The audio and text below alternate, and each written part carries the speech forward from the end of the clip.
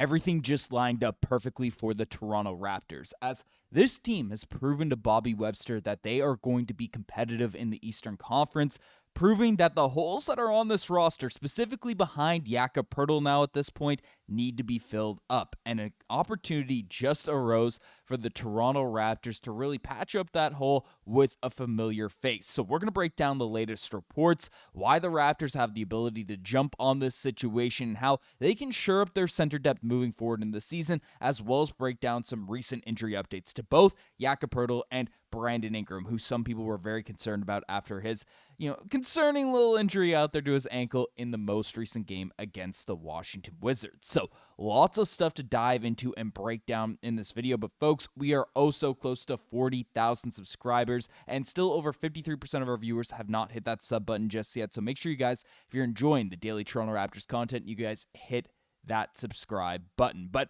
let's dive into the news, because we just had a report break revealing that the LA Lakers are in the process of finalizing a two-way contract with Drew Timme. League sources have said LA won't be cutting Nick Smith Jr., so they will need to waive either Christian Koloko or Chris Mannon to sign Timme.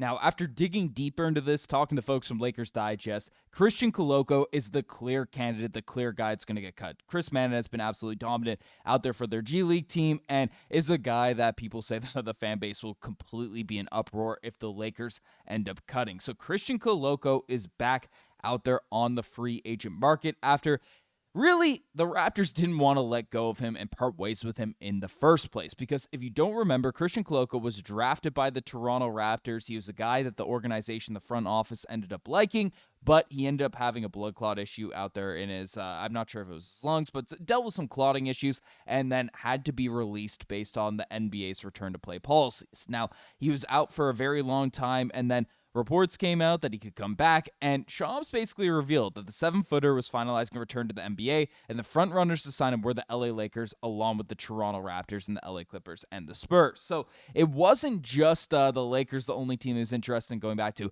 The Toronto Raptors were on that list. Now, of course, he chose the LA Lakers, given at the time they didn't really have any center depth. They thought there would be more of an opportunity for him to go out there, get some minutes, get some burn, get some run. But of course, it didn't work out perfectly with him in LA, and now he is upcoming being a free agent.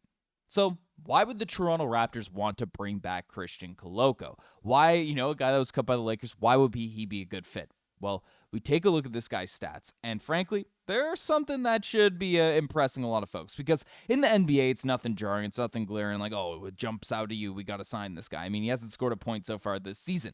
But in the so we know he's a 7'1" center, 25 years old, so entering, his physical prime here now over the next few seasons. But what he's been doing out there in the G League for the South Bay Lakers has been impressive. Basically, last season averaged 15 points per game. Showed some flashes out there of a three-point jump shot. Nothing crazy, nothing too that is out of this world, but took 2.3 attempts a game, shot 21%, but did knock down 70% of his free throws, 8 rebounds per night, and blocked 3.1 jump shots. And that's the area you really have to look at as a need for this Toronto Raptors team. Why?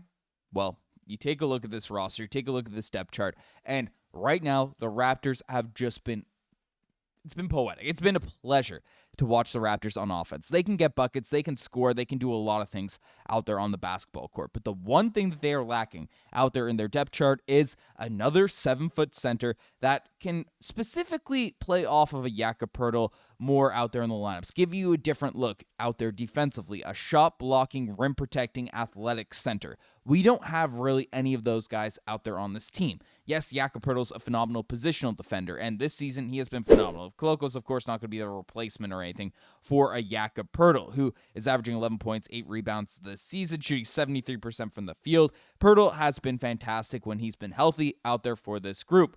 But what Christian Koloko provides is a 7'1" guy with long arms that can come out there and be the anchor of your defense. Block shots, protect the rim, particularly in games where Jakob injured. And we'll be out there discussing, because he's going to be out for the next game. We'll break down that report.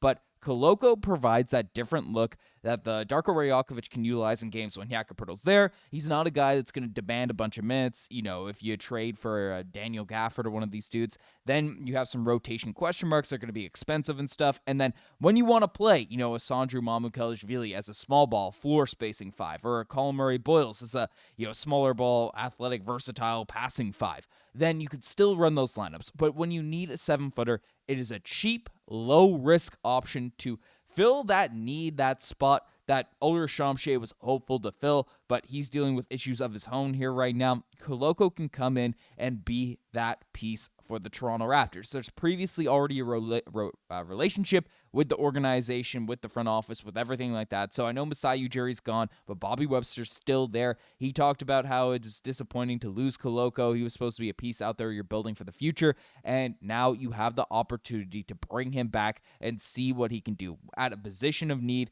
I think things just lined up perfectly for the Raptors to make one of those moves. Other pieces that are out there, of course, we talked about Daniel Gafford trades. We talked about blockbuster Anthony Davis trades that Bobby Webster could pull off in order to make some things happen.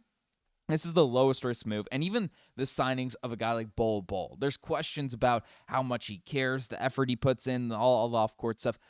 Christian Koloko's a high-character guy. If you don't play him a ton of minutes, you don't play him a ton of games, he's not going to come out there, pout, complain, kill the vibes out there on this roster. He has a relationship with the players. I think it would be worth taking a risk, worth taking the flyer on, and again, you cut him if a better opportunity arises in the coming weeks or ahead of this trade deadline. So Koloko's a guy, once it's made official that he's cut from the LA Lakers, is a guy I think Bobby Webster and the Raptors front office should really take a serious look at. And this is furthermore by this recent report that just dropped revealing the Raptors status heading into the Brooklyn Nets game tomorrow night. Basically, the Raptors are resting Jakob tomorrow versus Brooklyn as for injury management for his back. It's the first half of a back-to-back, and they host Cleveland on Monday, so it makes sense to hold him out against the Nets. Collin Murray-Boyles is also questionable with his knee injury. So, Raptors, again, you take a look at this depth chart, the front line, it is very, very thin. And the Nets are a team that, yes, they are tanking. Yes, they are a bad Eastern Conference team.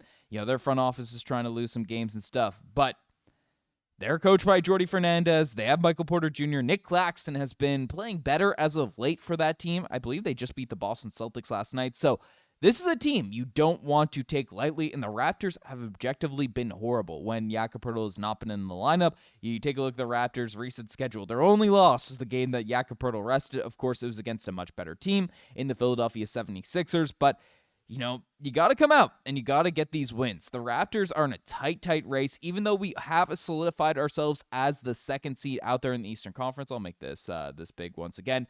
We have solidified ourselves. You are neck and neck with the Cleveland Cavaliers. The Knicks are on your tail. The Heat have been rolling as of late as well. And still, you're only two games up at the plane. The Hawks, the Magic, the Bulls. You want to maintain that separation specifically while your schedule is light.